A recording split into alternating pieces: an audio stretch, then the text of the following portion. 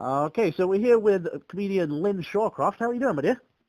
I'm good. How are you? I don't know why I called you my dear. That was a strange start. I don't mind it. That's good. I don't love it. Thank you so much for joining us here online. Now, I got to ask, so I've had a really good friend when I first got into comedy. Mitch was our go-to guy, and we used to share stories. He's always wondered, like, Rick and Ricky, was that, I know he teaches in a bunch of his jokes. Was there a guy called Rick, or is that just a name that he found funny? That's a really good question. I wondered about Rick. Well, no, I didn't wonder about Ricky, too, but yeah, Ricky was a go-to for the honking your horn. Yeah. Ricky wasn't anyone he knew, but in most of his jokes, there are like his Dufresne and Bush jokes. Yeah. Mike Dufresne. He grew up in Minneapolis, and Jeff Bush are real people. Nice. And also the joke where he talks about being an alcoholic. Sorry, Otto, you're an alcoholic. That Otto was his grandfather. Oh yeah. And but no, Ricky wasn't. But I love Ricky for some reason. That's good. Mm-hmm, yeah. Cream of mushroom. Yeah. Mm-hmm. Do you have like a favorite joke that you loved? His go-to, like one that you always just all of his jokes were his babies, or? I think all of his jokes were. I mean, I'm biased, but I think I loved every single joke. But I think he never told jokes in the same order. Or what maybe he would group a couple jokes. But Mitch says I think he loved anything that was kind of new at that moment. Yeah.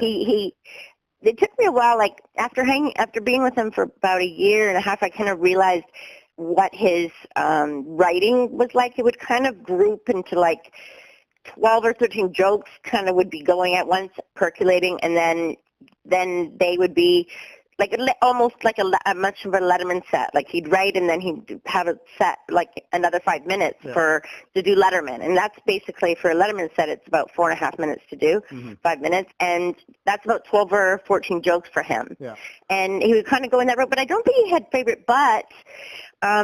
He used to close his eyes on stage. I think a lot of people know that. Yeah. And so usually, in a comedy club, they hold up a light when you need to get off, and he wouldn't see it. So a lot of clubs would be like, we got to put in vibrating floors for Mitch Hedberg cinema. But I would sometimes yell a joke, and he would know it meant get off stage. I'd go, do that, kind of from the back, and he would get off, Awesome. So when he'd plan his longer headlining sets, like 45 minutes and whatnot, would he, like, how you say how he'd bunch together, but would he plan the whole set out, or would he freestyle a bunch, or go with? He'd freestyle it. That's cool. Yeah. I think I saw. I mean, we were on the road constantly. Yeah. So we probably did over 1,000 shows together, and it was never the same order, even in a night. He just he would close his eyes and just sort of get into it. Nice. He would take a notebook on stage and maybe have like new ideas written down, but there was never really an order. I think early on, early on he'd have more of a structure and realize this is my closing joke because it's, but I think he just kind of winged it. And, I think in the beginning too, when he would write out jokes word for word. I mean, he was obsessive. I think a lot of comedians who end up becoming great, and lots of comedians, there's a very obsession period, and he definitely went through a complete obsession for the first 6 years, and then he was still obsessed. But I noticed later on, after knowing him, he would take even just a word of an idea and be able to form a joke on stage, almost fully complete. It was kind of amazing. Yeah. Also, he wasn't like, I get up and I sit down at 3 and do it. He considered every moment of life a potential writing. And he said, as long as you keep your, like anything could be potential writing, like driving, but he'd always have a notebook. Sometimes he could write down lottery ticket or, music patch or something, and a joke would be derived from that. But that was during the time I knew him, when he was more sophisticated comic kind of thing, like he knew more what he was doing. Whereas when he started out, I think, what he bombed for about 6 or 7 years, literally in a row. And I'm always like, how did you, I did comedy twice once, and I'm like, well, I better not do it again. You know what I mean?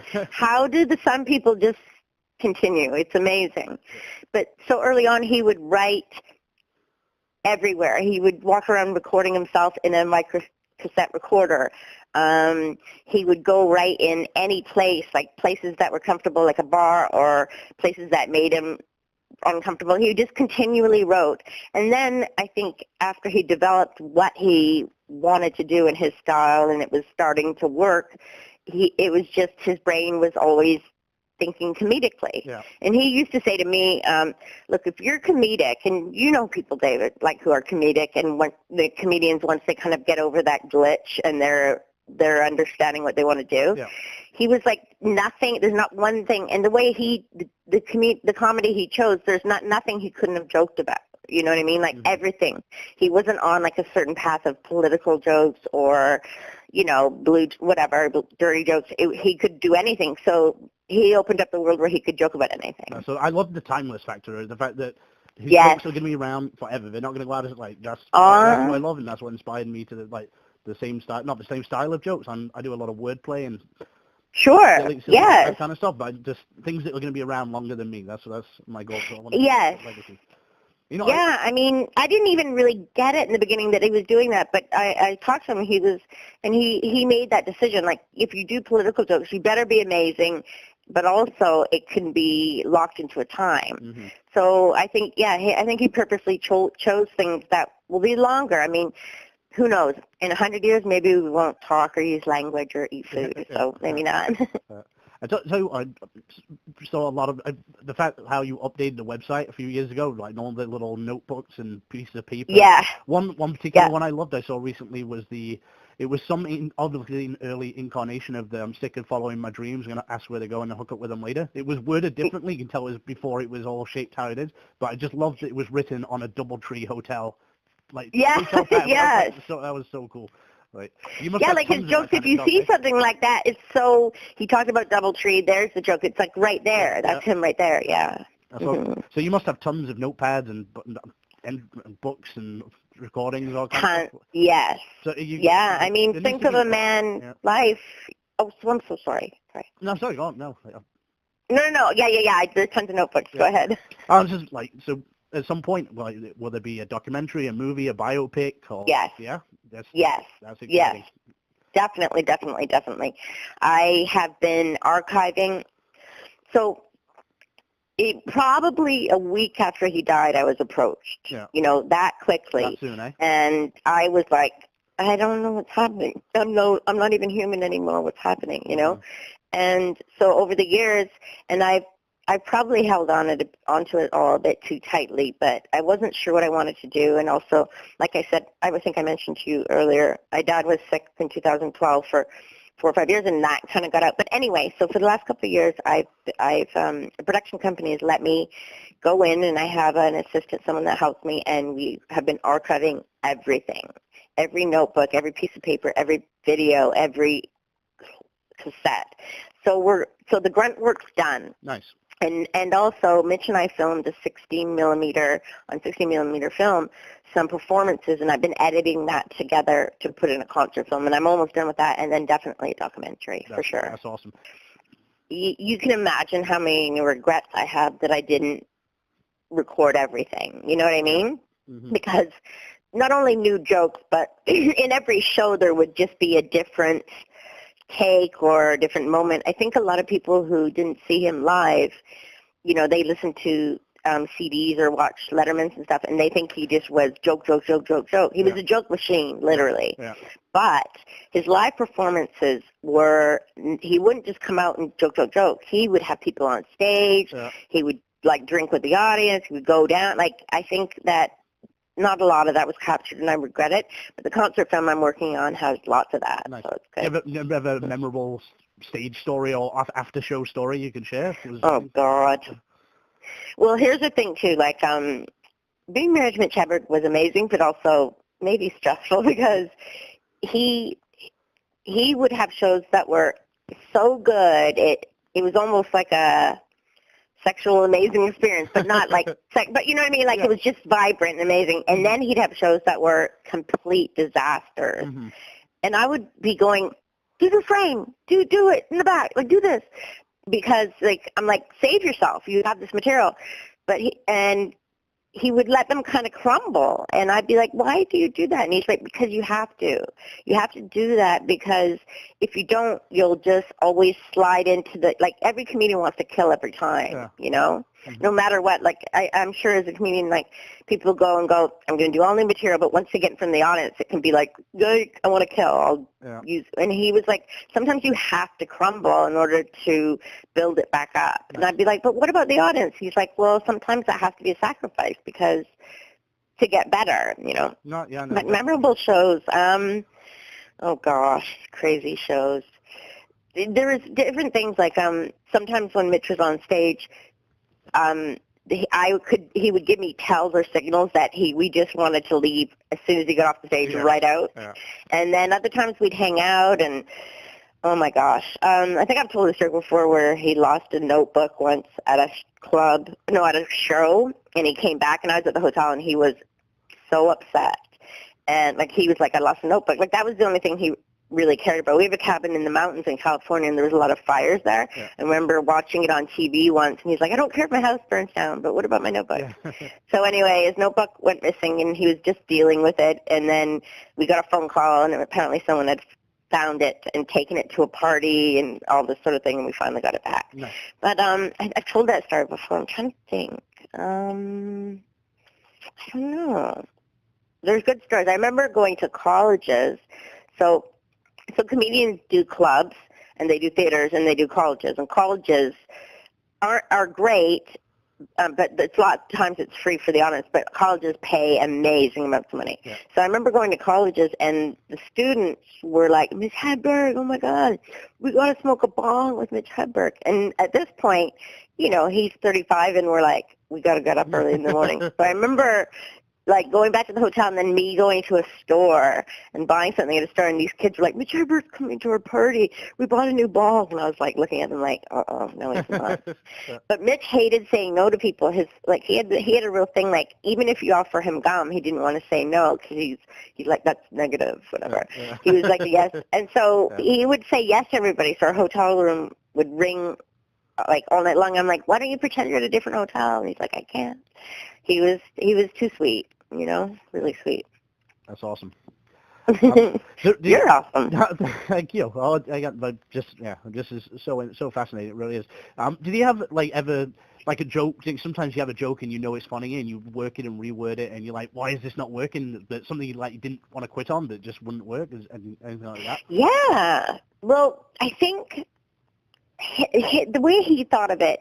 And I'm speaking from the perspective of now he's been on Letterman and he kills. Yeah. He would say, if you have a concept or idea and it's not working, it just means you haven't figured out how to tell it. Yeah, yeah.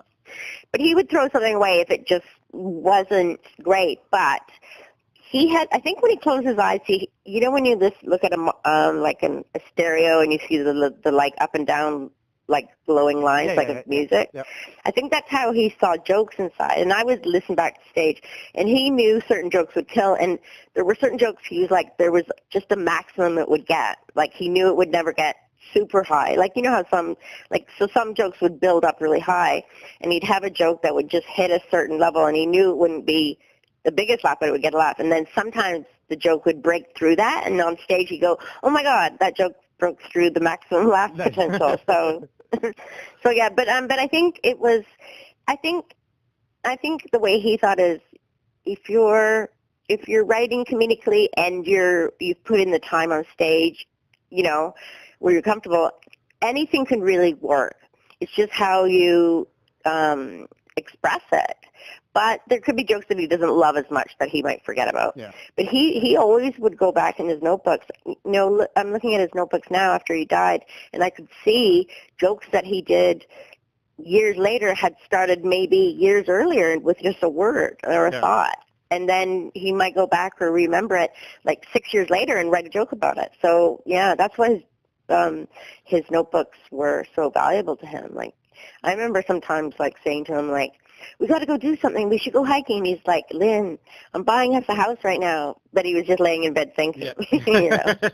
Tell me, how's the comedy scene going on in Niagara Falls? It's right now. It's the best it's been for I don't know, in a long, long time. Like I Oh, started that's about amazing. 10 years ago, and Mhm. there were no comedy rooms to go. I had me and my buddy, the other Mitch Hedberg fan, we used to drive to Hamilton and Burlington like 3 nights a week. But since then, Wow. I just started making shows myself, and like if I need to do, and then we have a Comedy comedy club needs now. people like you. That's amazing. Yeah, That's well, amazing. but it's all the communities come together. Now we have it just starts next week. We have the Niagara's Top Comic annual competition, and then we have the Garden City Comedy Festival, which is in its 3rd year now. So we're bringing in big names. Oh, wow. Yeah, so. I want to come up there. Yeah, please, I yeah, never kn- yeah, please do. If I came up there, could I do some shows, do you think? Of course you could. 1,000,000%. Yes. We'll All talk right. about that. I would love to. Yeah, every May we do our festival too. And you get up on stage a lot. I mean, Mitch, comics went to Mitch for advice like they would for anybody, but he was like, I don't give advice, but it's just as simple as every comic says, just get on stage. Exactly. It really is. Yeah, it is. Exactly. And to be honest, I do have to leave on stage in like 5 minutes. I've got to do a fundraiser. Okay. Do you still get super excited about going on stage? Yeah, every time. Aw, that's the best. Yeah, especially all right. Travel around. Okay. But anyway, I can't thank you enough for doing this, Lynn. Like, I'm inspired, that's for sure, and I'm sure all. Oh, thank you. You're inspiring. I'll just leave it at this. Mitch was a huge proponent that there had to be open mics and rooms and places for people to get on. So you're doing amazing. That's great. Thank you so much, Liz. And thank you for doing this. And yeah, we'll speak to you soon about getting you up here to perform. All right, sweetie pie. I'll talk to you soon. Have a good show. Thank you. Okay, bye. Bye.